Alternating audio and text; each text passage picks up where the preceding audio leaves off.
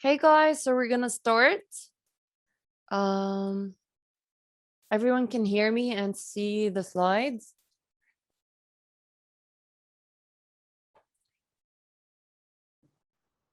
Yes, I can. All right.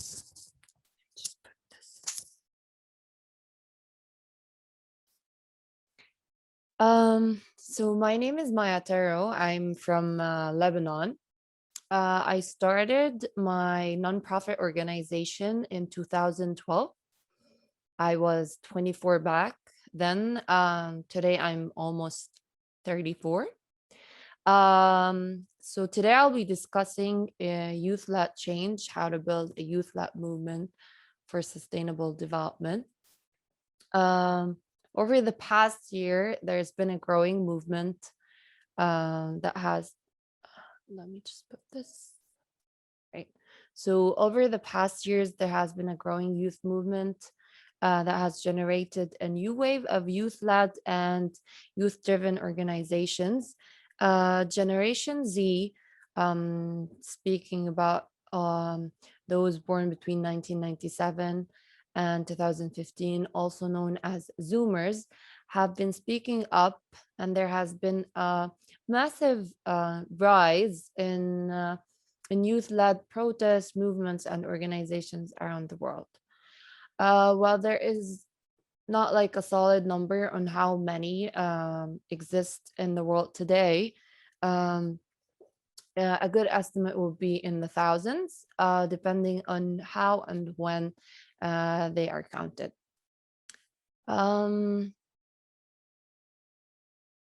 So in this session, I want to provide you with an overview of what youth-led organizations are all about, like what they are, their main challenges, their impact, and most importantly, through what I hope to be an interactive session, I will walk you through the different steps that youth-led movements or organizations usually go through based on my own experience with my organization, which is a brief introduction. It's called FoodBlessed, and it's community-based and volunteer-driven. And I would describe it as a youth-led organization because most of the volunteers who run FoodBlessed or who are at the heart of who we are and what we do are youth. So some key terms to start with. There's a link here. If you can you access it? Can you link it? Like click on it.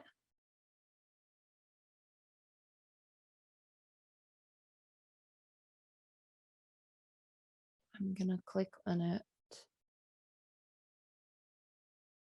I don't know, guys, can you hear me? Yes, I can.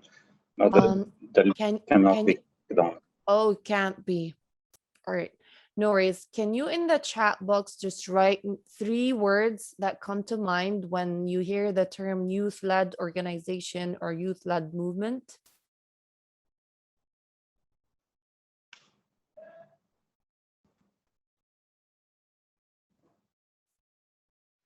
So I'm going to give you guys a minute to do that.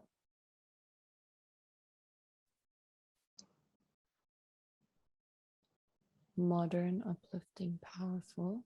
Okay. There's like, I'm not going to show you mine. I'm sorry. There's like 15 of you. So I'm expecting like 15 entries or at least 15 different terms.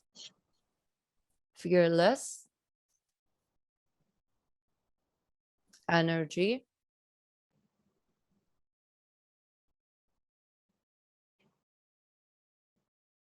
Youth-led movements, youth-led organization. What's the first word that pops to mind? Strategic group, optimistic. You're thinking too deeply. Activism, all right. But what is the first challenges, positivity, activism? But what is like the first word like that pops to mind when you say youth-led? I haven't seen that word yet. No one. under-resourced. Well, that's one of the young people. Amazing, Fidelin. That's the one I was looking for. Young people or youth. Innovation is another one. It's one of the tactics used. It is new generation, basically, as I discussed, Generation Z. Attractive in terms of like the approach. It is innovative and attractive. Yes. Activism, definitely. Whenever you hear youth-led, it's almost equally meaning activism. Unique approach. Love that a lot of you are talking about the approach. It's usually a unique, it's usually online, it's usually innovative and attractive. Anyone wants to add anything?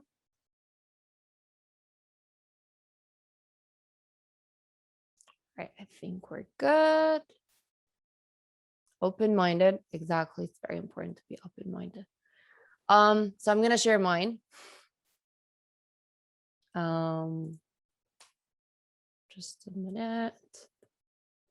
So youth, I thought it was an important word. One of you guessed it. Leadership, youth-led movements are mostly usually have to do a lot with leadership. Youth-led was one of the things I thought about. Adult, which I know is something that not a lot of people think when you think about youth-led movements, but it is a key factor or a key component, and I'll tell you why in a bit. Adultism is it's a term that I wasn't really very familiar with, but then I recognized what it is, and I was like, oh my God, I've been faced with this all my life, but I didn't know there was a term for it. And then something that most of us forget is you, because youth is all about you, and like if there's no you, there's no youth. So starting with the word youth, the definitions of like youth vary. Some groups define youth as young people under the age 18, others under 21, and then there's a group that considers anyone who is under 25 as youth. Some organizations have shifted from being led by youth to being how do you call it, like constituent led. So the key point here is that whether the youth are the ones who are at like the beneficiaries or the ones leading it, youth-led movements are usually about groups of people who decided that it is more important for young leadership to have similar experiences to youth in a program. Like for them, it's important for them to lead their own battles and have the adults lead their battles for them. Another term is youth-led. So self-defined youth-led groups use a range of definitions as well as structures. It's as variant as the term itself, youth. As someone like for me, who I've been engaged in volunteerism since I was 14 years old. So I've been engaged in developing and working with youth-led organization. It is always important for me to be clear in terms of what I mean when I say youth-led. And by being clear, it doesn't mean that this means that's the only definition of it.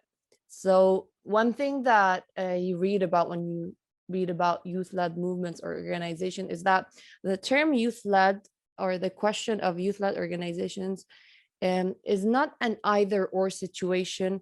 It's helpful in this case to think about youth leadership and governance as a continuum with a spectrum of possibilities, something that can develop and can change over time. So that spectrum can range from organizations where youth are being served by adults.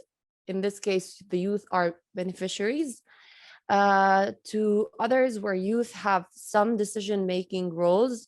And then there are movements and organizations where youth occupy all major leadership positions. So all of these are youth-led, and it's the spectrum that differs when it comes to the role that youth play in each movement or organization. This is one of the approaches when thinking about youth-led movements organization. They call it the 3 lens approach diagram. And youth are usually were seen as beneficiaries or being engaged as partners, but more and more youth are taking the role of leaders in starting their own movements, which are purely led by the youth for the youth. So like, let me go back to leadership is the word I wanted to discuss. So when talking about leadership, from youth-led comes the word leadership. For most sustainable youth-led organization, youth leadership is part of their mission, a core reason why they exist, and a core challenge as well, in which they choose to engage over time. Some organizations are youth-led by default. It means that either their founders are young people, or young people happen to come into leadership positions in the organizations. These organizations often do not stay youth-led over time because, I started, I was 24, now I'm 34.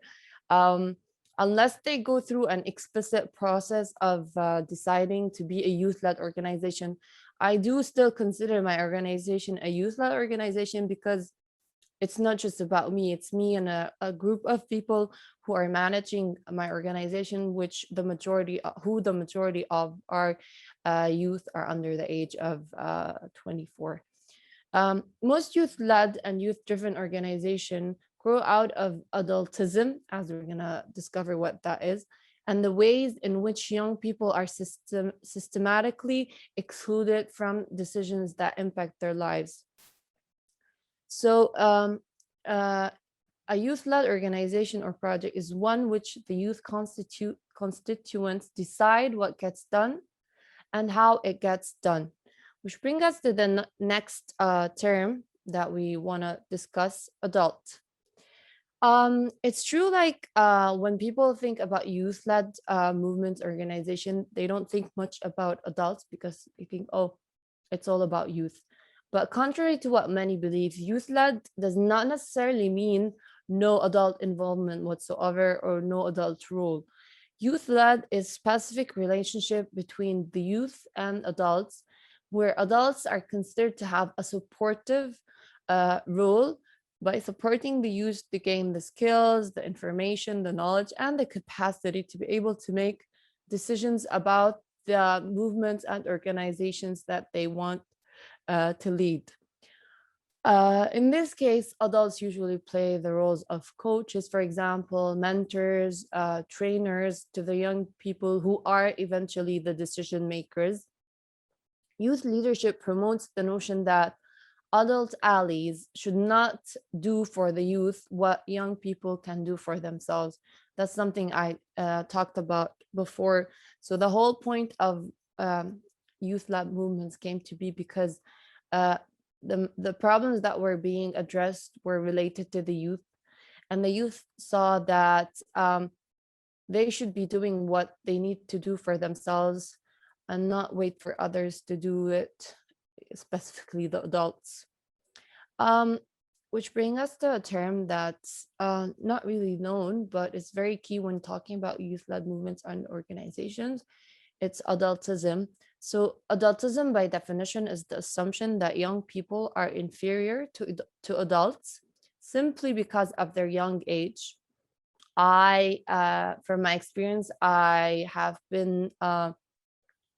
suffered from adultism because in many meetings and workshop, I was the youngest, and some of the people in the room were double my age, if not more, and didn't consider my opinion as important enough, or we're older, we know better kind of attitude I usually used to hear from those in the room, like, we love your approach, but we know better because we are more knowledgeable, or you're still young, you still need to learn a lot. So like, some define adultism as the power adults have over children. And adultism usually happens when adults think that the youth don't have their facts straight, like, yeah, you don't know better because you're still young. And adults think that they can tell us what to do as young people, while in reality, they play an important role in making sure we have access to what youth need to make informed decisions. So the point that we're trying to make here is that adults shouldn't think for us, they just need to think with us. And the last point, why adultism usually happens, is a lot of adults think the youth are just angry and spontaneous. And in this case, it's hard to create solution together if the adults or the adult allies that we're working with considered our feeling as an excuse for them not to hear what we have to say. Because being angry or spontaneous or whatever is a human feeling. It's not just because I'm young, I'm angry. And it shouldn't be an excuse for adults to be like, oh, you're too angry, we can't talk to you, and things like that. To this end, by establishing structures that empower youth as leaders, both inside and outside the movement or the organization we're talking about, youth-led movements and organizations help to create a unique environment where youth are valued and nurtured as decision makers and leaders, not just as partners or as beneficiaries, and where adult or adult allies have a supportive role rather than a leading one. And last but not, like, this is what I just discussed. And last but not least is you. Like, when I think about youth-led movements, I think about myself because I was young when I started my organization. There's definitely power in numbers, but we always have to remember that it starts with individuals like you and me. Anything that's big or ever has potential to be or grow starts with one person. So, and while starting a movement may seem like a huge or impossible feat, it is always advisable to have a solid foundation by actively engaging in activism. So, starting with the basics, and something I mentioned before, I started volunteering when I was only 14. And by volunteering, I was able to engage with my community. And it really empowered me as an individual and as a person. Like, I learned so much, and mostly I learned from other adults' mistakes of how to be the change I want to see, want to see by being me, which is a young person who wants to make a change without having the need to wait till I'm an adult to make change. So some of the things to focus on when you want to engage in activism, first you have to speak out and speak out loud. So taking the first step in making a difference starts by something simple as posting the issues that you feel concerned about on social media, writing a blog or a tweet, or just posting a powerful image can make someone else become aware of an urgent issue that they weren't aware of. For example, like there was a really viral image of a polar bear, emaciated one. If you remember that one, it went viral, and a lot of people, because of that image, started to think seriously about climate change. You can even create an account dedicated to the cause you're passionate about to become more active and also to engage others. Another thing is to listen to what others have to say. Could be through social media. It could be about by conducting a survey and sharing the results with your friends, your classmates, your colleagues. Awareness surveys are especially useful if you want to find out how people tend to think or feel or behave towards a specific topic, what their attitudes are, and what their beliefs are like. Sorry. A third and most important point, and I always talk about it, is that you have to walk the talk. If you want others to join you, you have to start with yourself. And it starts by living according to what you believe in. So, for example, if you're passionate about fighting climate change or fighting food waste, like I'm very passionate about food waste. And one of the things that my organization, FoodBlessed, works on is hunger relief and food waste. So we try to rescue food from going to waste by giving it to people in need. And for me, I've been eating expired food since 2013 to prove a point that just because the date says it's expired or it's after best before doesn't mean it's not good to consume. Um, so these changes that you make your life, like the changes to your lifestyle, such as being mindful about what you buy, how you consume your food, what you do with your food scraps, not throwing them, donating them, giving them to animals, or turning them into compost. In terms of climate change, like taking public transport, reusing, recycling, repurposing stuff. All of these small life changes can make a huge difference. So by leading by example, I know for a fact that others will definitely follow your lead, because once they see you doing the things you talk about, like walking the talk, they will definitely join you and walk beside you. You could also join a club that supports what you believe in. Could be online, could be offline. Like I remember I was part of an environmental club in my university. And in addition to like actually learning stuff, I got to meet like-minded people. And it's always important to share ideas and have conversations with people who share your hopes and fears and are passionate about things you're passionate about. Uh, and last but not least, learn by doing could come in many forms. One of them is by volunteering. Other ways could be by applying for internship in organizations or non-profit, or even companies that are related to the things that you're interested in and passionate about, because this will give you the opportunity to learn more about an issue from people who actually are trained to do it and who studied about it. And also, it allows you to present your ideas and connect with people in the field. It can even help turn your passion for a social cause into a career. Um, I mean, for me, I remember I was working as a research assistant in the social responsibility center in the business school in my university, which is the American University of Beirut. And because of my work, I became really interested in social responsibility, individual and social responsibility of companies, CSR.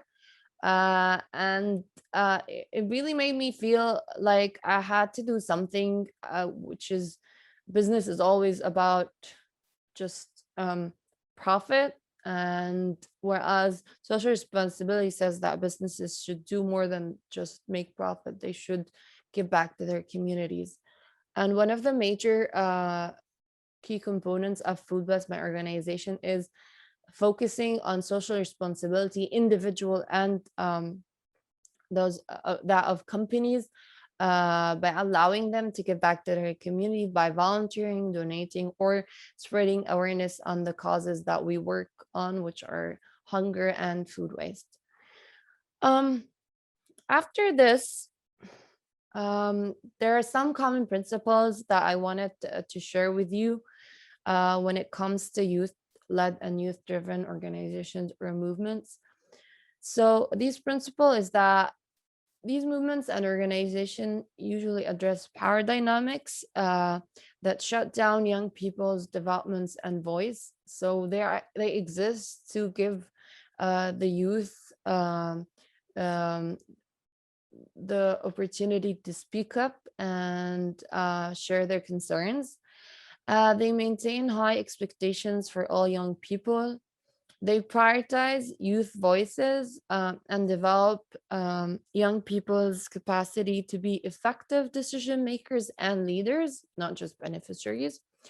They build organizational cultures and structures that support young people. So it's not just about spreading awareness, but also about building a culture or a structure that supports young people and gives them the opportunity to lead. Um, it invests in leadership development where older youth support emerging generations of leaders, as we discussed, in the form of mentors or trainers or coaches or whatever. Um, support personal development as well, community building and healing. Um, organize for community and political change. A lot of youth-led movements are organization in the end know that in order to elicit change, you have to talk about politics, and political change and community change is important in order to transform ideas into tangible action and results. Integrate anti-oppression analysis on race and gender, LGBTQ, and disability issues. So definitely youth-led movement organizations are all about being inclusive to all and have zero tolerance for discrimination. Um, also, they redefine and heal intergenerational relationships. So there's always this generational gap between one generation and another. What youth-led movements organization try to do is to redefine these relationships and to heal them and make them work together. And finally, change adult perceptions of youth and support adult allies. So one thing that youth-led movements or organization try to prove, or not prove, but show, is that the perception adults have towards the youth are wrong, because the youth do have a role to play and they can create change. And by showing that, they also encourage adult allies or adults who want to support youth-led organizations and movements by providing their what do you call it, expertise and knowledge sharing and things like that. So adult allies that want to have a supportive role, not a leading one. Going forward, going forward, if you want to start a youth-led movement or organization, you might be wondering, where do I start? So we started with the basics, which is at first trying to be engaged in youth-led organizations or movements, just seeing what they're about, how does it feel, or professionally by taking an internship or joining a club and things like that. But then if you were like, I want to start a youth-led movement or organization, where do I even start? First off, you will definitely need a strategy, like a roadmap, developing a strategy. And these steps are like small steps you need to follow if you want to create your own youth movement or organization. Step one is laying their groundwork. I'm going to go through them one by one. Two is stakeholder mapping and situation analysis. Three is ongoing consultation. Step four, defining your goals and outcomes. Step five, drafting the strategy. Step six is monitoring, evaluation, and learning. And step seven is all about reviewing and taking feedback.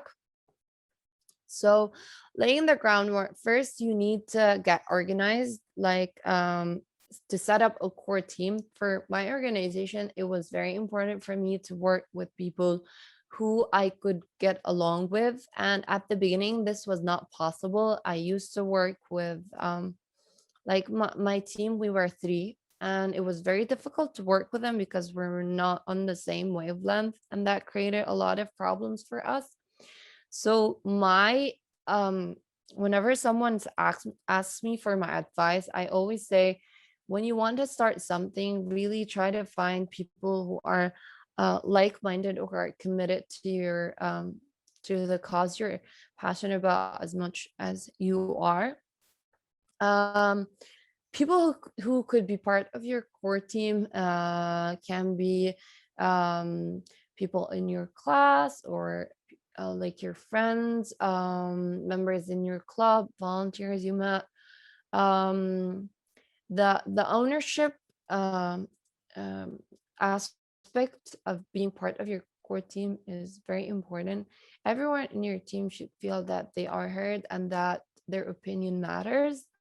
And once you create like a core team, and ownership is also important and crucial because it increases support by your team members, and to obtain the necessary collaborations and approvals that you need to get things going. um, and while discussing with core team, it's very important to focus on having a common communication platform. Could be online, could be offline, but one where everyone feels like they can contribute and be heard.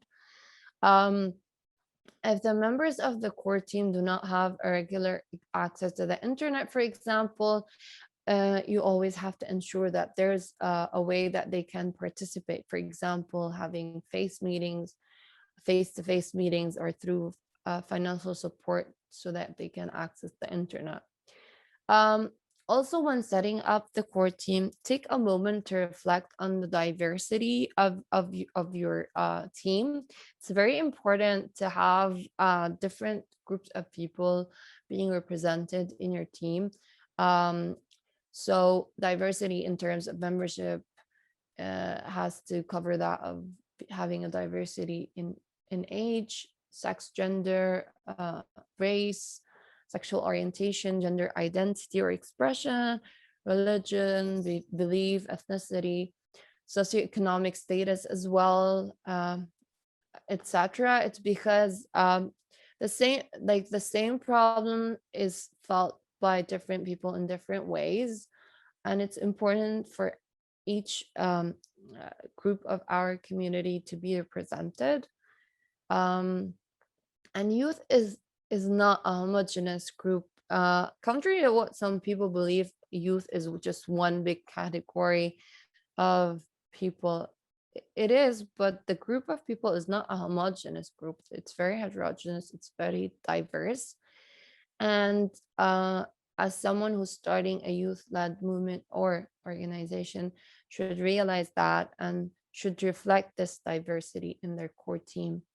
Next step is defining roles, which is very important and might not be straightforward at the beginning. So it's okay to not know what role everyone has in the core team, but to be able to have open conversations about it, and to outline like clear roles and responsibility for your core teams, and just ask each other who you think is most capable to lead the process, who will review and provide input, who will be communicating with the team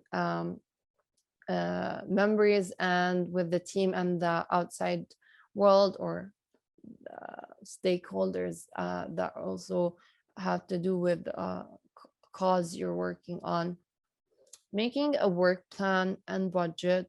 So you got organized, you have your team, you defined your roles. Next step is to have a work plan and a budget. And it doesn't have to be a sophisticated work plan. It could be a simple one, like we want to achieve in the first year 1, 2, 3, or one thing, one item on our agenda. Having a timeline. So in the first 6 months, we want to do this much, and then the other 6 months do more, or change everything altogether because we learned that this way doesn't work, or this thing has to precede something else. I mean, it's all about trial like you're still forming, you're still beginning to work as a team. um, and you have to consider the financial implication of your work plan, like how much do we need to get things going. You could start with a zero budget. Like for me, I had no budget whatsoever.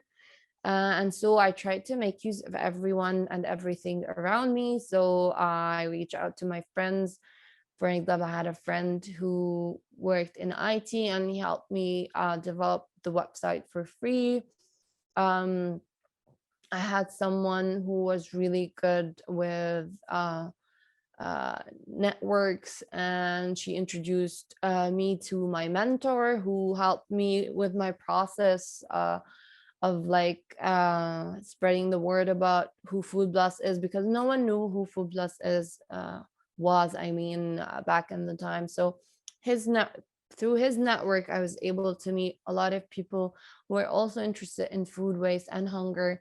And from there, uh, the more people talk about what you do, the more you will um, be able to do and like attract like-minded people, especially volunteers and things like that, and eventually funds.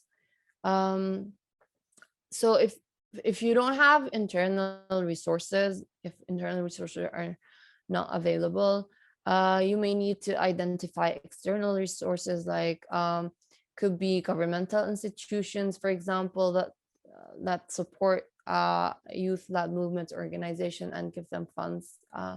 It could be a grant. You could do a fundraiser, which is the easiest way. You could do a GoFundMe campaign and raise money there. So, and it's very important to be transparent from the get-go about where the money you're using is coming from. Transparency is important for your credibility later on. So for me, I refuse to take any money from the government or political groups or religious groups. Uh, we wanted to identify ourselves as a nonprofit that's non-religious, that's non-political, non-partisan. So that was our one of our core values, that we are from the people to the people. And if we need help, we usually just reach out for to the community and like raise what we need to raise by crowdfunding or doing fundraising campaigns. Like we did a lot of bake sales, and it wasn't like a lot of money, but since we are volunteers and no one was getting paid anything, it really helped us because we could make use of every thing, we like every dollar we were able to raise. um so that's for the budget. Then you have to define youth, like what is youth? As a core team, you have to agree what for you is considered youth.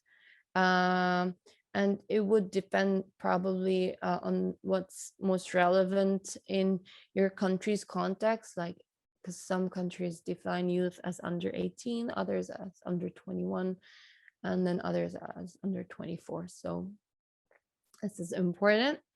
Undertake background research is very important. So before you develop a strategy, you need to understand the challenges that you want to address. So what is it exactly that you are trying to address? What are others doing to address it? Where are the gaps that you can fill in? Defining your vision is also very important. Like before you dive into action, you need to take a moment to reflect on a common vision for your group. So your vision basically is the situation, is what you want the situation to be like, instead of how it is today. So for me, I realized that a lot of good food was going to waste, and no one was doing anything about it, not even awareness or spreading awareness. So I thought that's something I could do.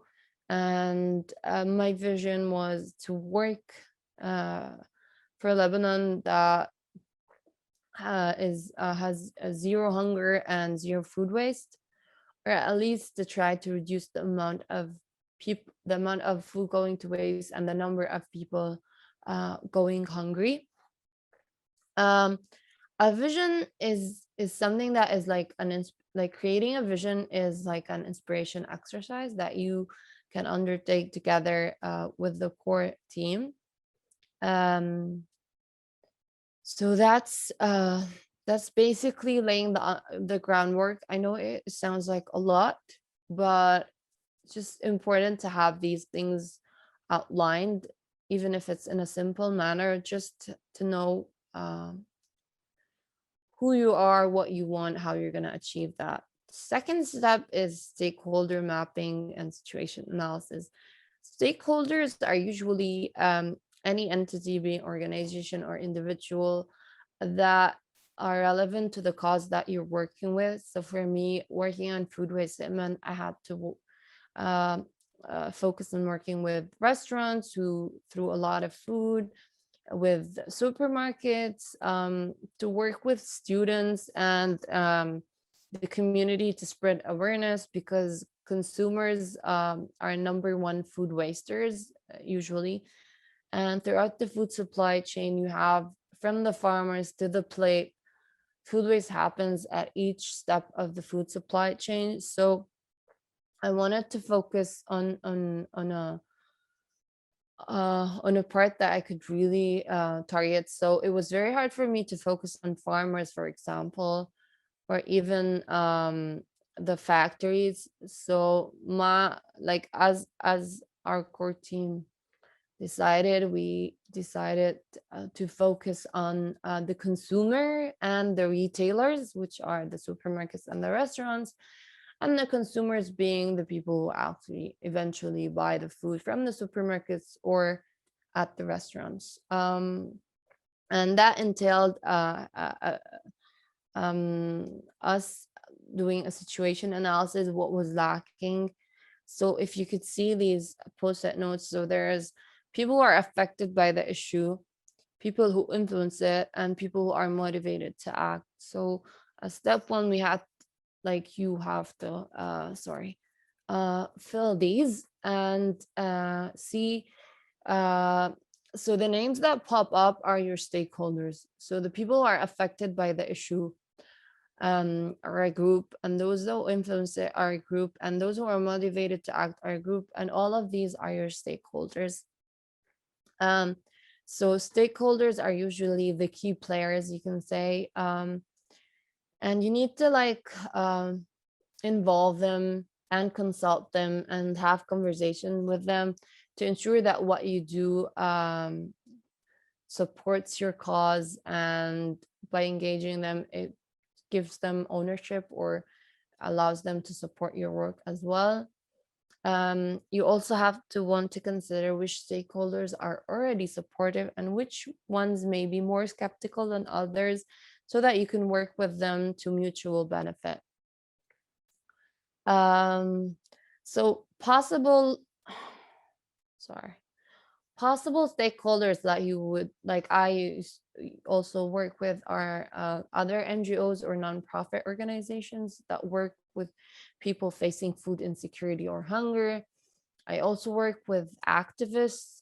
There's a Fridays for Future movement in Lebanon, and who focus on climate change, but also realize the importance that food waste has, the important role food waste has in producing greenhouse gases, which are number one cause of climate change.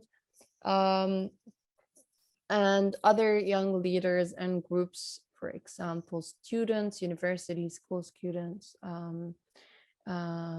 scout groups, all of these have been stakeholders that we've worked with in order to achieve our vision. And then when you do the stakeholder mapping, you need to analyze the situation. So this is analyzing how your group is uniquely positioned to respond to the issue that you're trying to address. one thing that you can do, if you don't know this, you can Google it. It's called a SWOT diagram. So SWOT stands for strengths, weaknesses, and then ONT stand for opportunities and threats. Um, and basically, the SWOT is a way for you to identify opportunities to expand your work and to discover what kind of threats that might jeopardize your movement or organization. And then at the same time, it allows you to identify uh, your strength or your advantages, what makes you unique. And then also your weaknesses, which is things that you need to improve. Most weaknesses are having to do with money, like financial. Others could have to do with weak communication, or core team, yeah, miscommunication, misunderstanding, things like that.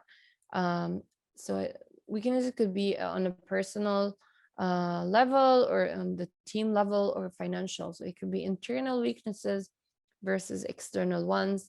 Same for strengths. Also opportunities. I mean, my opportunity was that no one was talking about food waste back in the time. So that was an opportunity for me to spread awareness, especially that no one else was doing it. The threat was that maybe a lot of people, and I faced that. I was too young, and I mean, adultism, and then a lot of people didn't even. So, word of advice: when you're young, sometimes you will be faced with a lot of negativity and oppression, and the opposite of support, just because you are a young person trying to make a change. Some adults just can't stand that, so they will do whatever they can to crush you. So always consider, um, and even the people closest to you, like your family, might think you're nuts for doing this. Like, go find a real job. This is not a job, or what you're doing is just a waste of time.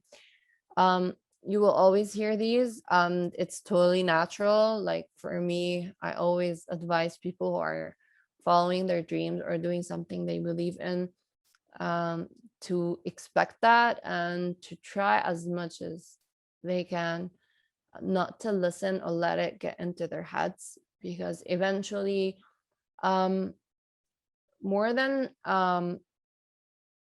I believe that you can follow your dreams at any time, but most of us keep postponing that because society has a specific definition of success, and it has to do with having a salary and a car and a house and a job. But real success is doing what you love, and doing what you believe in. And most of the time, it's not a job. There's no house, there's no car, there's no salary. It's just you and the cause, or what you're passionate about, and a bunch of people who believe in you and want to support you in following your passion. So yes, it's a threat that sometimes you will have no support, but it also is, or a weakness, but it also is a strength, because it will drive you and give you um, the motive you need to just go on and do what you believe in. Because worse than failing in life, I believe, is not trying. Not trying is the real failure, but trying and failing is success, because at least you had the courage to try. Some of us don't even have the courage to do that. um so that's it for that. And then if you want to look deeper into the problem, social, environmental, whatever problem you're trying to address with your movement or organization, having a problem tree is important for analyzing the situation. So more than a core problem, like for me, it was food waste. So why is it a problem? Because of its effects. Food waste is not just an environmental issue, it's also social and ethical, moral, I mean.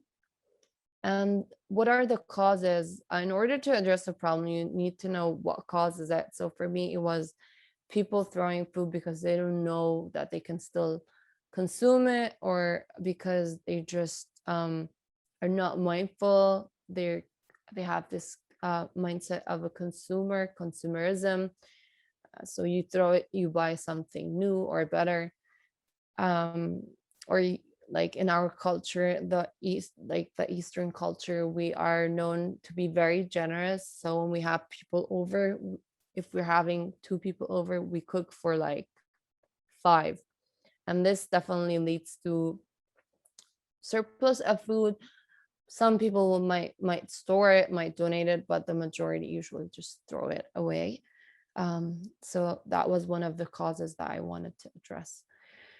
And it's really fun. Problem trees are always fun to tackle, because you just discover things or causes that you thought, because even within causes, you have direct causes and indirect causes. So people tend to waste food. That's a cause, a direct cause.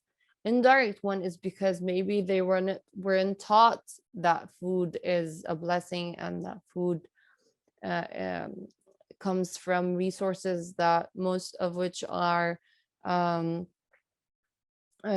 infinite, like are not infinite. Like, so a banana is not just a banana came to be because of someone planted it, labor, sun, water, soil, fertilizers. All these resources um were put into creating this banana, and when you throw it away, you're just wasting or throwing all these resources, and also the money or the investment that went into producing it. And a lot of people, when they throw a banana, they don't think about these things.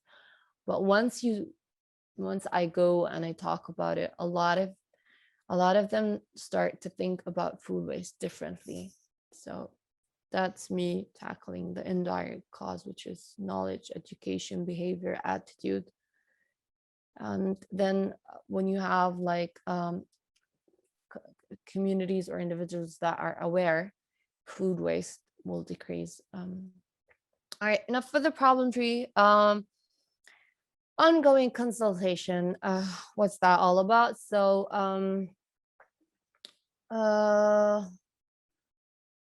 consultations is when you consult or take other what do you call it, opinions into considerations. Consultations can be either done online or offline, and it involves a group of actors who are crucial um, to the issue that you're trying to address. So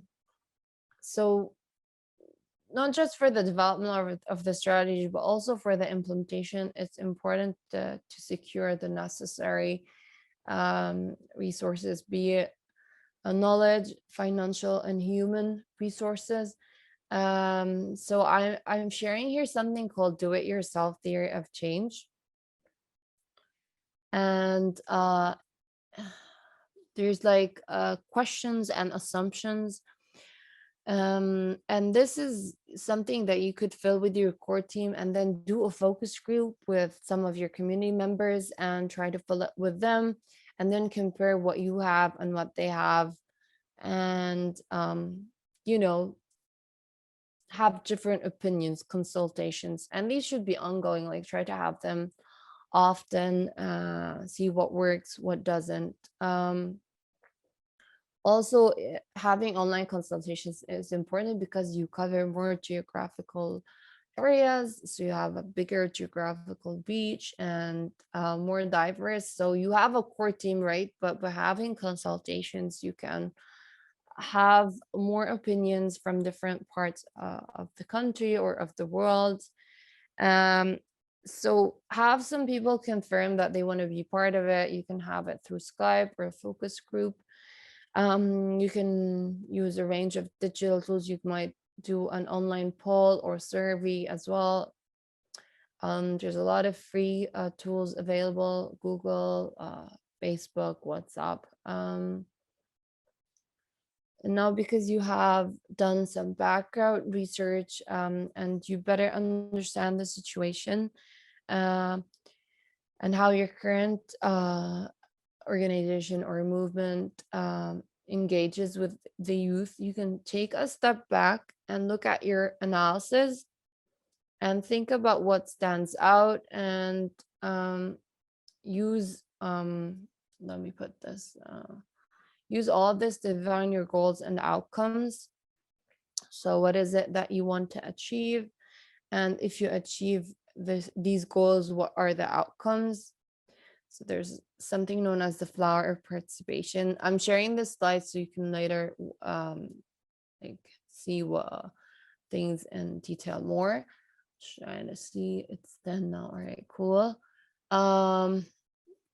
Drafting the strategy.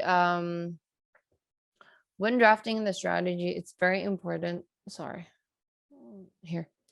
So when drafting the strategy, it's very important to be inclusive, to include everyone, and to have continuous dialogue. So the people who are the stakeholders, they have to be involved. So this is like kind of a summary of everything that we went through before. All right. I think that's the last, not least, is it? No, before the last. Monitoring, evaluation, and learning. So these are a bit far too ahead, but I'm gonna talk about them anyway.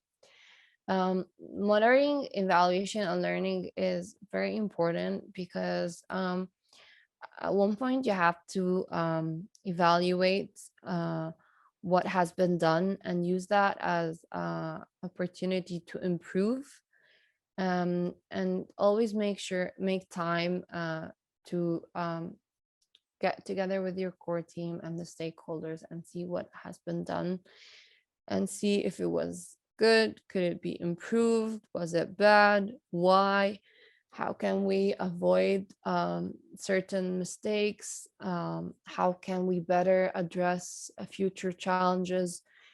I mean, from my experience, you can it's very important to hear from others, but at the end of the day, you will learn the most from your own mistakes. And one size does not fit all, definitely. So what works in one country will not necessarily, sorry, I just need to fix something. Okay, cool, sorry. So one size does not fit all. Something that you learn is that if something worked with Greta, say, in one country, doesn't mean it will definitely work in yours. Or if it doesn't work, it doesn't mean it's your fault. You have to always take into consideration cultural and socioeconomic factors when evaluating why some things, or yeah, when realizing or analyzing why some things worked, others didn't. Or what I usually do is that I look at something that worked and I try to see if I implement it, but within the context of my country, what would I need to change, right? It's very important to cater your message according to the country where you're trying to mobilize and engage. Language is very important. Respecting the culture is also important. Being all inclusive as well. Last but not least, review and approval process. So once you've done all these steps, and I know it's been a long discussion, and I hope you're learning and enjoying it as much as you can, you're ready to go public. So and then like what I wanted to say is that it's not going to be easy. I mean, even if you get all these things right, doesn't mean that you won't have any challenges or mistakes won't be made. You will have a lot of challenges. Some of your core team members might decide that they don't want to be part of the core team, or just they have to travel or thing. So it's very important to be flexible. It's very important to be resilient, to have plan B, C, D. Like I've learned to always have backup plans and not just one, two, and more, because you never know what's going to happen. Maybe the weather will be different, and people won't show up, or you might be misunderstood. So always expect the worst but work for the best. And then taking action and communicating your results.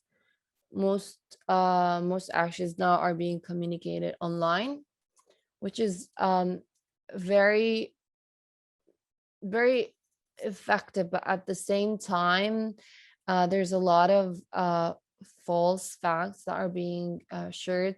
It's very important when you communicate your message to base it on something that you're really certain of, because you don't want to be that person that's contributing to the already huge pool of false facts and news. So my 2 cents, or I wanted to share this with you. It's based on my experience, and also I had the opportunity to meet with a lot of change makers and leaders, or people who are part of youth-led movements and organizations. Try and trust will move mountains. So as I mentioned, one of the best things that a youth movement or a youth organization can do is to stop telling youth or the young that they are apathetic, or that they don't care, and start telling them that they are powerful and inspiring, and that they actually not can be but have to be part of the solution. For example, the Fridays for Future movement promoted positive messages about the abilities of youth. Like no one would ever expect Fridays for Future movement to become what it became. And Greta, for certain, has inspired many young people around the world to believe in themselves and think that they can and will make a difference, and to try to do so. Like trying is very important, and trusting or having trust in Generation Z or in future generations is also important. There's still also a group of people who have not yet fully realized this lesson, and have limited their youth-led organizations or movements to working with the youth, and seeing them as just important for turnout events or trainings or large rallies. So in a sort of a participatory approach, not one that has to do with decision making. So once the youth are trusted to take on bigger roles and fill in the, what do you call it, large shoes, they can definitely do that. So it's important for others to believe in them, for them to lead. A second point is that follow-up is hugely important. So as an organization, like my organization, we rely purely on volunteers. Follow-up is very important. So when people show their interest in your cause, it's very important to give them the opportunity to share how they feel, to connect with them, to take their information, to invite them to come and see how you work and be part of it. Because you can't do like alone you can do so, like alone you can do much, together we can do so much more. I think this is how it goes. um Building a sustained movement means following up with those who participate to ensure that they stay involved. um for example, some campaigns that have failed to do that have focused on getting, for example, youth just to pledge to vote or to be part of their rallies. Um, and yes, they will be there, but then they feel that they're just a number, and or show interest and are invited to come once but not invited to come again. So you might lose these supporters. So follow-up is very important. Feedback is very important, because you might think what you're doing is the best way, but by receiving feedback you'll realize that there might be another way or a better way. um and both is important, not just for youth-led campaigns or movements or organizations. It can be especially though important for young people, because they are already new to all of this, especially when it comes to political engagement and civil engagement. So having them interested is good, but it's not enough to keep them coming. Their interest has to be transformed into tangible action. Just gonna check the chat. I think someone wrote something. Oh, Brahim, you're interested in joining my organization. Awesome, we'll talk about that. Sorry guys, I haven't been right, coolish. Remind me to share my contact information at the end. The second point I wanted to talk about, my 2 cents: by learning you will teach, by teaching you will learn. So basically, it's very important to learn transferable skills.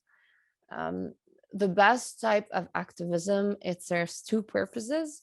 It accomplishes a campaign objective, but while also empowering the participants and helping them master the skills that they can use in other contexts. Part of what my organization, FoodBlessed, does is that by allowing members of community to volunteer, they think they are giving back and helping the community, but a lot of them come back to me and say that they themselves have benefited so much because volunteering have enabled them to feel empowered, have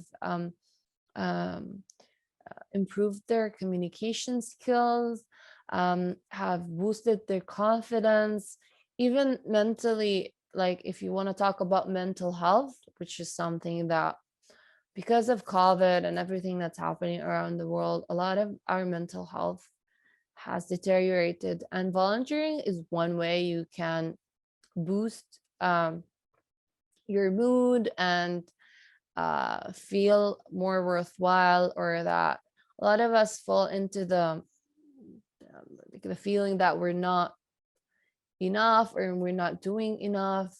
Volunteering helps us feel that like what we do matters.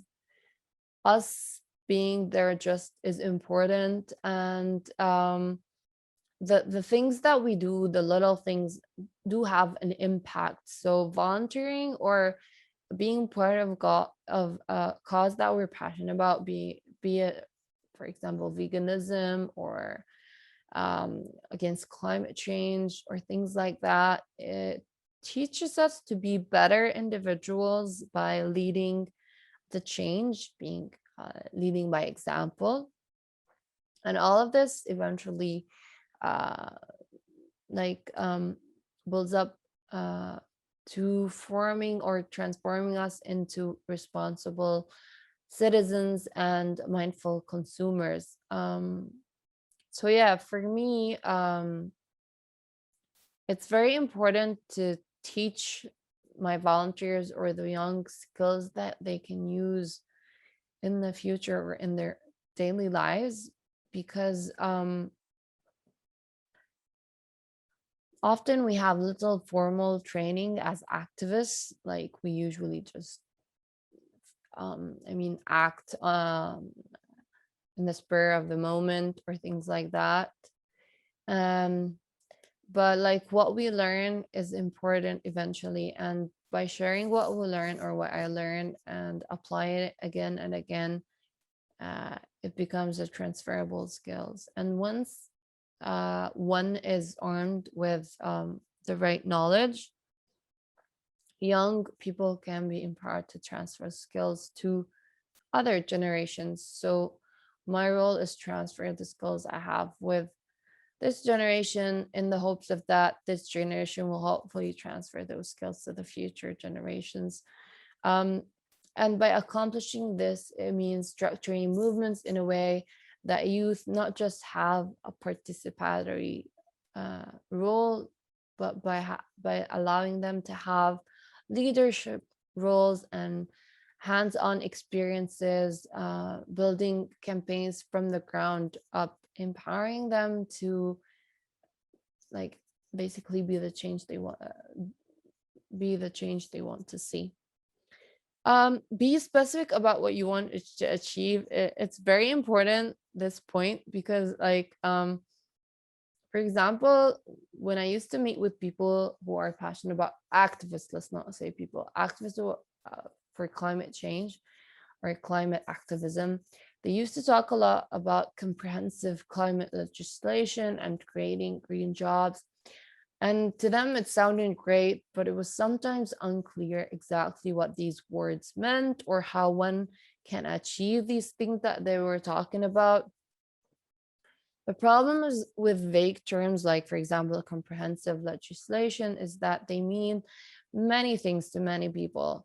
On the other hand, some campaigns that also work on climate change used to have specific goals that are tied to define strategies. So they used to say, we want to stop oil pipelines, for example, or close coal plants, or divest universities from fossil fuel, and encourage people to use what do you call that, green transportation. These campaigns have achieved more concrete results and wins while building their coalitions, and made their movement stronger because they were clear in what they wanted to do. So fossil fuel divestment, for example, is a particularly good example of a student-focused campaign with an easily understood goal and clear framework for building power, because their aim is to reduce carbon emissions, and to do so this, what do you call it, the framework that we're working on is to help people adopt renewable energy transitions through the stigmatization of fossil fuel. Another thing that I've learned is it's important to partner with frontline communities. So it's not only like the right thing to do, but it's also strategic, it's fun, and it's empowering. But make sure you are with the right communities. And some ask me, how do you know? I would say it's a gut feeling, but I definitely think it's not just a gut feeling, but it's also something that I learned from experience. It's very important when you work with someone to be comfortable with working with that someone. And in order to be comfortable, in my opinion, your values and their values should align. And I've met with so many people over the years.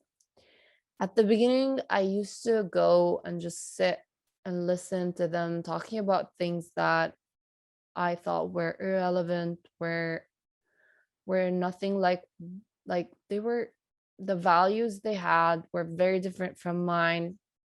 But I would say, oh, just let me give them a chance. Maybe we could eventually do something good together, but it was never good. And so I learned these people are toxic, and the best way is to avoid them altogether. So if there's someone, uh, you or them, they want to work with you and you feel it's not a right fit, just not don't go for it, because it's just a waste of energy and time and resources. I could not tell you how many meetings I've done in my life that I thought were a total waste of time. So now, even before someone like when someone asks me for a meeting, I try to understand who they are, what they want from our meeting or my organization before even talking about a meeting, because so many, it's just more efficient that way. And now it's easier with WhatsApp, and everyone is somehow connected to social media. So you can definitely also research these individuals, see their work, see if what they do aligns with what you do, or what their vision is aligns with their vision. It's very important, at least for me, because it just saves me a lot of headaches and like just mental deterioration. It's just surprising how some people think about things that you think are just straightforward, especially people who are old and they still think that they are know-it-all. So yeah, but I try to listen. It's very important to listen, to give them the opportunity to explain themselves, and then take the decision that needs to be taken. Um, so some of the most inspiring moments I can think of from youth campaigns involved students, or us at least from my organization, interacting with people on the streets, people on the front lines.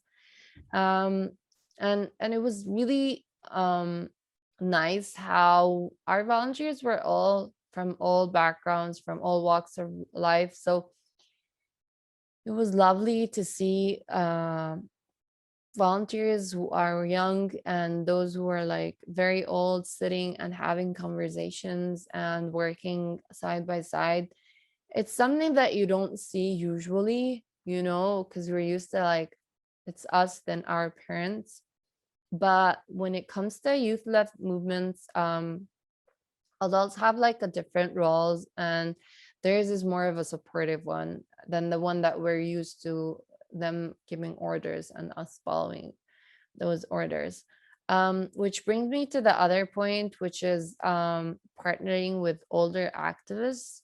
um, Another thing that is empowering to youth activists is the opportunity to work with not so quite young individuals who have a different set of life experiences.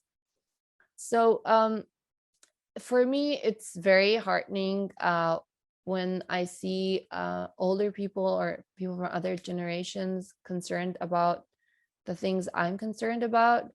Um, Similarly, non-youth activists tend to find it like encouraging to see young people rising to build movement and reaching out to hear from them. Um, but this doesn't mean that student and older activist groups should merge. It's just there's real value in youth specific organization that let young people bond and learn from their peers in a familiar setting. Different activist generations also tend to have different organizational cultures, which don't always go line in line with those of the youth. However, this doesn't mean that youth and non-youth movements shouldn't be collaborating or attending each other events or building strong alliances. I mean, in my organization, as I said, I've seen college freshmen and retirees volunteering side by side, providing meals for those in need. Because one of the things we do at FoodBlessed is that we provide meals for people in need and food parcels. We package and deliver them ourselves. And I've seen so many times the young and adults in our volunteer groups interact with each other in a way where everyone just feels equal. There's no you and me, there's only we. And this is very empowering, and is nothing like it's different when you're in your house with your parents where you feel like you're young, and when you're volunteering and people who are same age as your parents are working side by side with you, and it feels somehow like there's no age difference anymore. And youth-led movement usually are good in achieving this result. Um, Having hard conversations about equity and inclusion. So maybe it doesn't sound straightforward or seem straightforward at the beginning, but it doesn't mean that, not because we're not having these conversations, that they're not there. For example, like the mainstream climate movement and environmentalism somehow continues to be, for some, overwhelmingly white middle class affair. But today's youth seem more ready than ever to have tough conversations about dismantling racism and deconstructing environmentalism's Eurocentric dominant narratives in a way that makes everyone feel like they are part of the solution, because the problem affects us all, regardless of our race and gender and color, etc. And I have to say, I'm continually impressed by how much more aware today's youth tend to be about issues related to race and gender and privilege. Because in my organization, we have a community kitchen, and in our culture, somehow cooking and being in the kitchen um, is related more to females than males. So one time, one of the volunteers in our kitchen didn't want to wear the apron and said it's too girly or feminine. And I remember telling him that in this organization, we don't really make the distinction of like being a man or a woman or a girl or a boy. We're all equal, and signing up to do the job or volunteering with us means signing up to just doing that.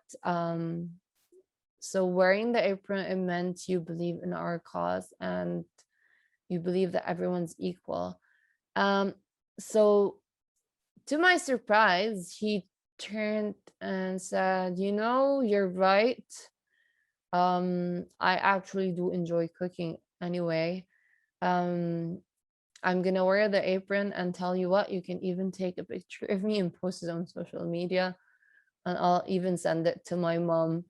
So to me, that was a moment of achievement. I was like so happy. I was able to change one person's mind about gender roles in the kitchen. And sometimes it's just about walking the talk. Like, you just saw everyone there, females and males, wearing aprons, feeling like one team, everyone's equal. And he wanted to be part of this. And if it meant wearing an apron or changing the way he thought about gender roles, then that was fine with him. So yeah. What else?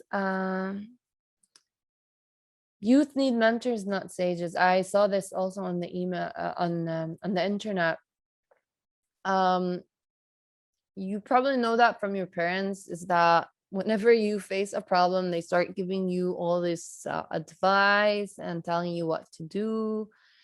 And like, hey, I want to share my wisdom with you because I lived longer and I've been where you are now. I've been in your shoes. I mean, as a young person, there's nothing less empowering than listening to an older person tell you that, oh, this is not how real activism is done. Back in the days, we used to do this and that. But young people don't need sages telling them what to do.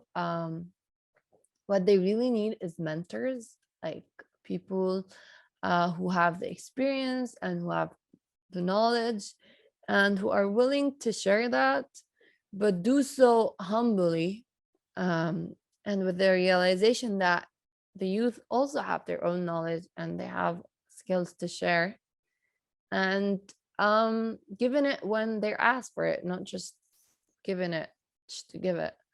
um I mean, for me, I'm always like particularly motivated by the argument that because the generation before mine screwed up, it was my generation's job to fix things. um I wanted to know, since that older generation was still around, why they couldn't pitch in and help. I also knew many older activists who have tried to help in just this way, and I was able to learn things I never could have learned by myself. It was important to have them. So, um, I mean, the story of youth activism these last 10 plus years has been one of gradually building power, learning hard lessons, and setting examples of what dedicated organizing looks like. And maybe the young or the youth are able to do where the adults fail, and that is they come together around a common cause. And in coming together, there's only we. There's no I, there's no you, there's no me, there's we. And I think that's where the adults fail, because for them, it's more about power balance and getting credit. And, the I is so important for adults sometimes. But for the youth, it's mostly about we, and as like a group, what we can do together. So I think, like, for example, the climate movement has made a significant contribution in showing how when young people come together, they can elicit change and have huge impact worldwide on both the young but also not so young groups, in a way that what they did was so inspirational that the adults started joining these groups.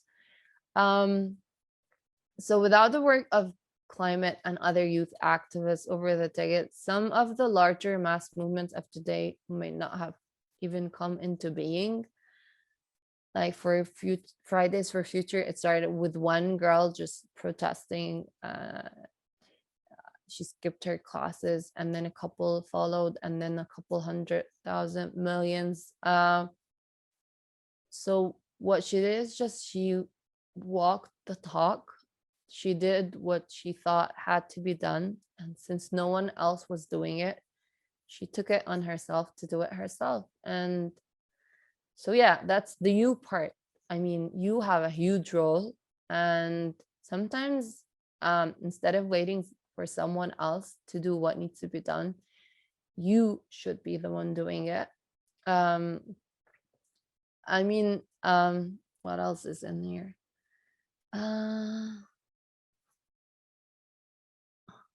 For some reason, it's stuck. So I think I'm at my conclusion, but I can't control. Subject? Oh, all right, cool. Conclusion. In conclusion, to make an impact, be it an environmental or political or social, a youth-led movement needs good ideas, but also the ability to make them heard. To be successful, You also need innovation, you need passion, you need open-mindedness. That's some of the things that you guys mentioned. I'm just going to open the chat again. You need unique approach, new generation, innovation, positivity, all of these, strategic group strategy, enthusiasm, smiles. Yes, it's very important. Having the right energy, being fearless is definitely one of them. Uplifting, powerful, all of these. And those who were profiled seem to have an unlimited, like those who started all these major youth movements and organizations seem to have an abundance and unlimited supply of these things that we just mentioned. And whether it's a high school student or an application that someone came up that connects activists, or a Twitter post, or someone who turned their tragedy into a cause or an action. Young people are tackling tough problems with new ways, some or new solutions. Some of us might call as disruptive, but disruption is not always a bad thing. On the contrary, I mean, from chaos, sometimes new things emerge, things that we could never, imagine.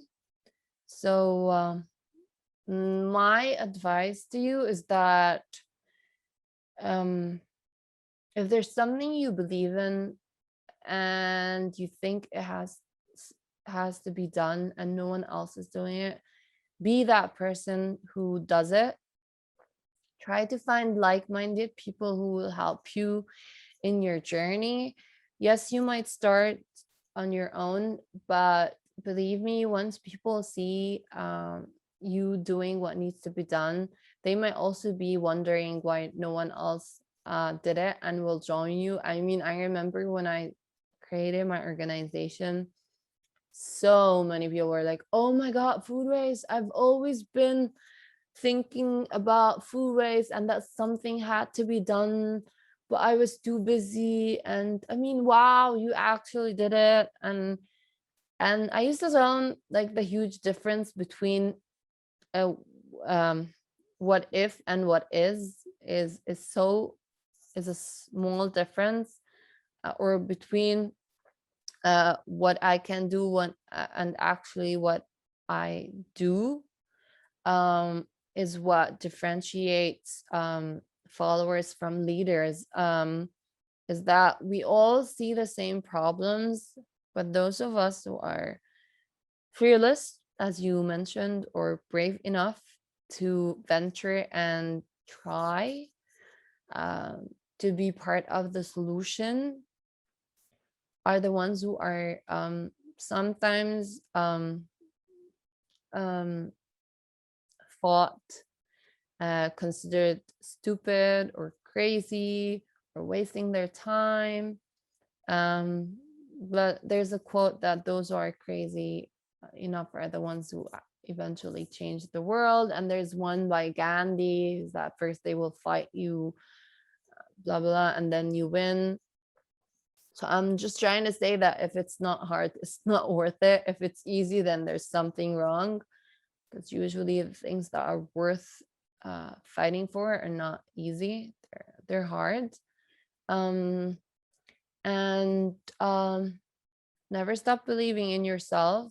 I know I didn't, although there were so many times I just wanted to quit and have a normal non-activist life. But I definitely would have regretted it if I did give up on the things I was passionate about. It's been 8 years, and so far we've been able to rescue over 1 million meals, 1 million tons of food from going to waste. We've been able to provide over 1,600,000 meals to people in need, and almost 30,000 food parcels to people in need across Lebanon.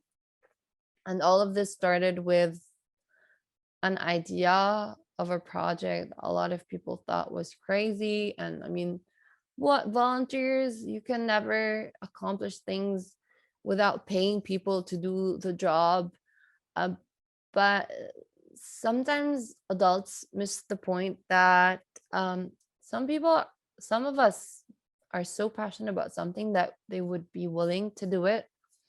And the only return that they want is for them to feel that they actually were part of the solution. And that's called, I used to say, inner richness. So I used to tell my parents that in terms of external wealth, I'm the poorest. But when it comes to internal richness, I'm so rich because I feel like I feel accomplished, and I feel I've spent my life on the things that matter to me. And what I did doing what I love has inspired others to also do what they love. And it's not easy, but never is, doing what you love. And from this workshop, call it what you want, I just wanted to share a small roadmap. But I always say that each one of us, I mean, there's no, like, one size does not fit all. So try to get inspired from what I shared with you today and see what works for you and what doesn't. Do your diligent research. It's very important to do your research and background research to see what's been done. Maybe someone else is working on the things that you are passionate about. For me, no one was working on food waste, so I had to do something. But I do believe if someone else was working and that person or that movement aligned with my values, I would have definitely joined. Because if you actually find another group that is doing the things that you would do, just join them. Sometimes being like united, we are so much stronger together than like one big group working on a same cause is more is stronger than 5 groups working on the same cause. But yeah, I do understand sometimes it's very hard to find groups of people that you can work with. That's why you have to always be open-minded, which is something that someone mentioned. And you have to be tolerant and non-judgmental. It's very important. And make everyone feel that they matter, because real strength in your movement or organization is in how strong your members are. So you are strong, you are as strong as the unity of your group is. In my organizations, we're very close to the extent that I used to say when I started FoodBlessed, I wanted to help those in need and the environment. But over the years, I realized that the volunteers were like benefiting the most. And what started as an organization is now a community. And this t-shirt I'm wearing is something we wear in my organization. And the double H stands for Hunger Hero. And it's something that I believe describes who we are and what we do, because we save lives on a daily basis, be it those of the people we help or giving fruits and vegetables and food another chance, instead of them just being dumped in landfills. So Hunger Heroes, and it's lovely, and I hope one day you will feel what I'm talking about. It's when something that you believed in transformed from an idea to an organization and now to a community. So it's like the best feeling for me is when I'm walking in the streets and someone says, "Oh my God, you're hungry here. You're like that girl from FoodBlessed that saves food." And I just smile. And then something that I always encounter when I'm walking down the streets, like a kid or a guy would be like, "Oh my God, wait, there's Superman and there's Spider-Man, but what's this? I mean, I've never met this superhero." I'm like, it stands for hunger hero. And I mean, we don't have really superpowers, but we're heroes because we save lives on a daily basis. And I just feel so proud of saying I'm a hunger hero, and that I'm part of a community that fights hunger and food waste. And that took a lot of work and years, and we're still working on spreading knowledge and awareness, because it just takes a lot of work to spread awareness, especially when people are interested in so many things. Like, a lot of people still think food waste is not even a problem, or there are more important problems. But I keep telling them that food waste is even more dangerous than plastic when it comes to climate change, especially to people who are interested in climate change. And not a lot of them know that food waste is one of the major reasons for climate change. So yeah, my job is far from over, and I don't think I'll ever be able to say, "Oh, my job is done for the day." And that's the job of an activist, is they have to always be active. And our job is just, yeah, to try to help others realize what is wrong with the world, and the huge important role that they as individuals, be it youth or not youth, have to play. Because unless we all feel like we are part of the problem and part of the solution, we can never reach a result, unless everyone feels that they are responsible for what's happening with the world and that they have a role to play. And on that point, I want to end my chat. I just wanted to see some of the chats here. And I open the floor for anyone who wants to ask question. Yeah, if you want to ask any questions. I know that. Hey. Hi. So, could you give us 3 takeaway on this presentation now? What can everyone take home? Just 3 things, Maya, please. Yeah. Go for it. Yeah. Don't be judgmental, and always speak up. Don't be afraid, speak up. Don't be afraid, speak up. And definitely what I mentioned, walk the talk, lead by example. Lead by example, I think, is the best advice.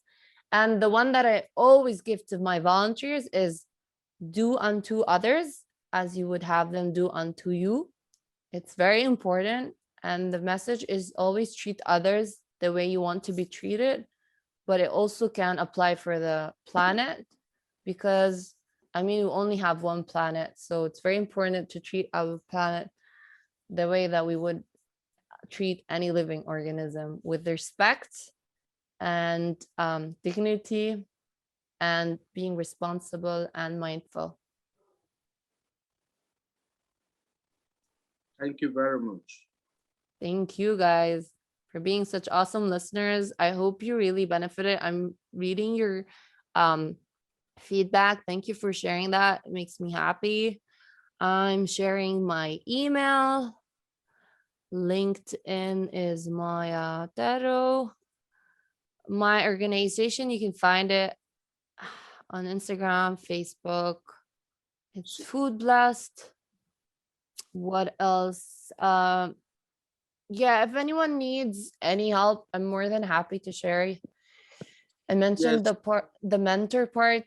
If I can definitely help you as a mentor, I'll be more than happy. And if I can't, I'll be even happier to see if any one of my friends can be your mentor. Hello. Sorry.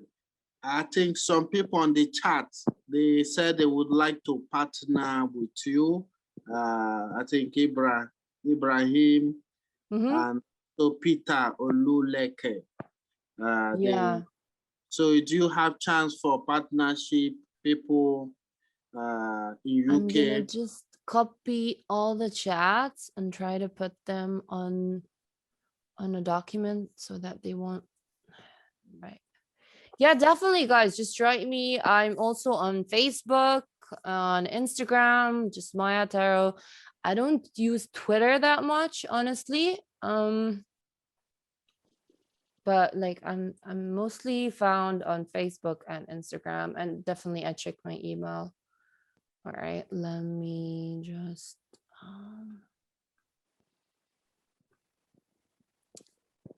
trying to copy all your chats so I won't lose them for later. Basically, yeah. Anyone wants to say anything? I hope you enjoyed that, guys. I haven't heard from most of you, but I read the chats. Yes. Maya. There's something you made a good point about the ageism. You know, where young people get discriminated by older generation. Yeah. Which I faced that too in Nigeria when I was in Nigeria, and I see the social difference in UK here as well. But I'm trying to gather from you, how would you look into safeguarding or safety net of young activists? Because we young activists, we go through a lot, both physical abuse, mental health problem with the oppressors. It could be politicians, it could be oil corporations in Nigeria. I can give you an example. There was recent protests in Nigeria last year. Young generation, every young boy, every young people were out on the streets calling for end of bad governance and many reasons, but most of them get shot in Lagos by military. So how do you see United Nations protecting activists from state actors? What could you say? You know, in Lebanon, we also have been protesting for the past 2 years because of the economic situation. And the majority of the people protesting are the youth, because a lot of them are worried about their future. Many of them have left the country. The economic situation here is so bad. And on the streets, although the army would say that they would not like they would let the protesters protest in peace, but eventually they would end up beating them and shooting them. It's really difficult to say. Like, definitely I'm with non-violent protests.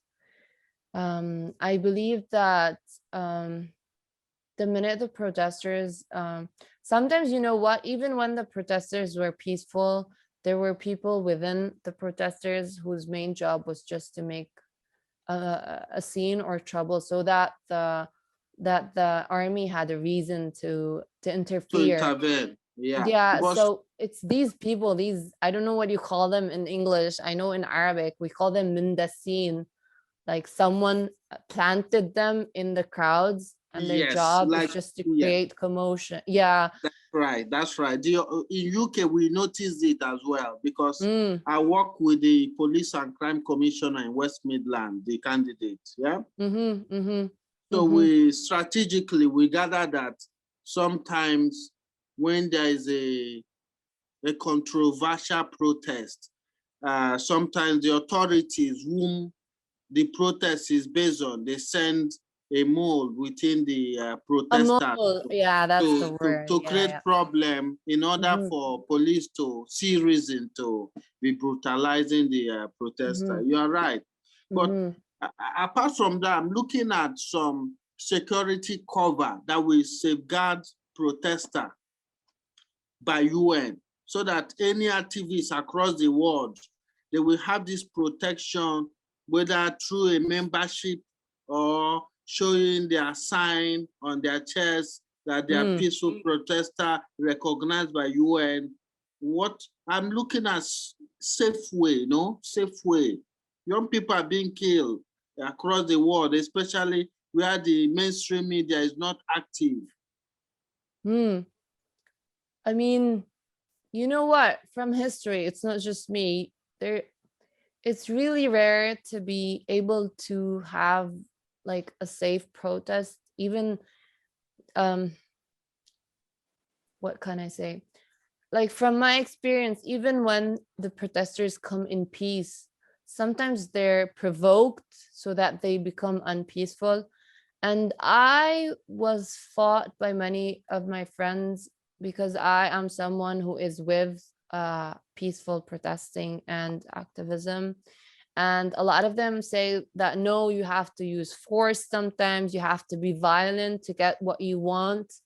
This is where we differ, because it's very hard to get everyone to be to agree on how they think the protest should go forward, or what's the best way to go on with your protest. So even if you have the UN, it's hard to change people's perception of how they want to protest. Some people will be with nonviolent protests. Others believe that, an angry and a hungry person is very dangerous, because it's very hard for them to see what's right and wrong.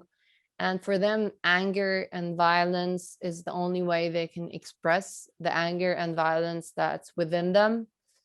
And so more than just having someone put a peaceful tag on you, I think what we need to address is the reasons why people are protesting to start with. And then, so if you don't have water, if you don't have electricity, if you can't feed your children, if you're drowning in debts, I mean, I know from experience, if you tell that person, please, let's protest in peace, and he'll be like, but what did that bring us? Nothing. It's time to be violent. That's the only way they can listen to us.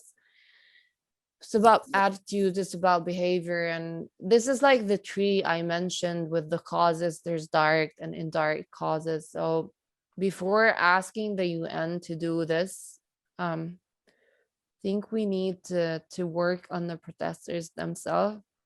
But even though there's something like that, there will always be something that the police will invent to say that they had to use violence or force. Yeah, it's a never-ending war.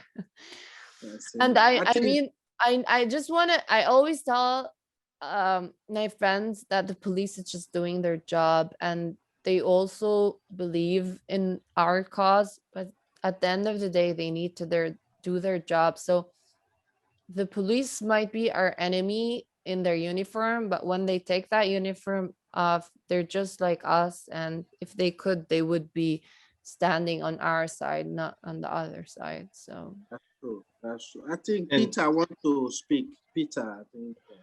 On Maya, really quickly, if you might also want to check out JujiGap, it connects to that.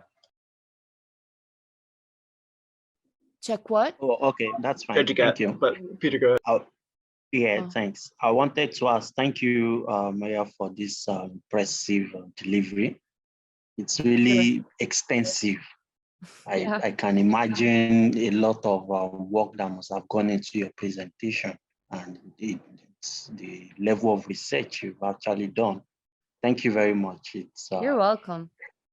So I want to ask, is it very possible we get a slide?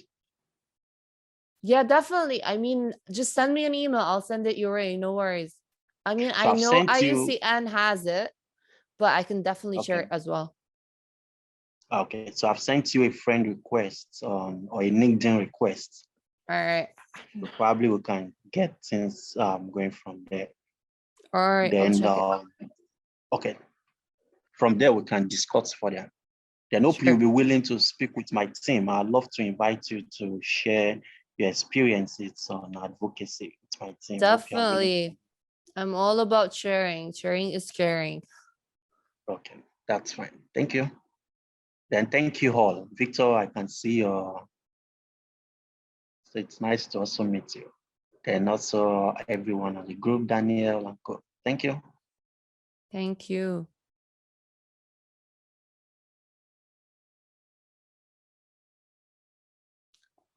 So that's Ibrahim.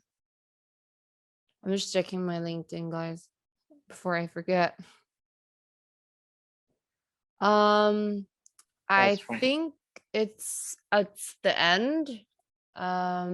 If anyone needs to say anything, let me know. If not, I think I need to disconnect because I'm the host. So let me check just the messages one more time. All right, there's some things I didn't copy. Here. I sent you message request on Instagram, yeah? Deal. Yeah. Alrighty. Okay, guys, thank you so much for your time and for your questions and for your awesome feedback. I don't know if Safia is still here, but thank you so much also for your help at the beginning. It was such a pleasure and an honor. And I hope we meet sometime somewhere in this universe. Sure. Lots of love your way. Bye, Take guys. care. All right. Stay Take care. strong. You too.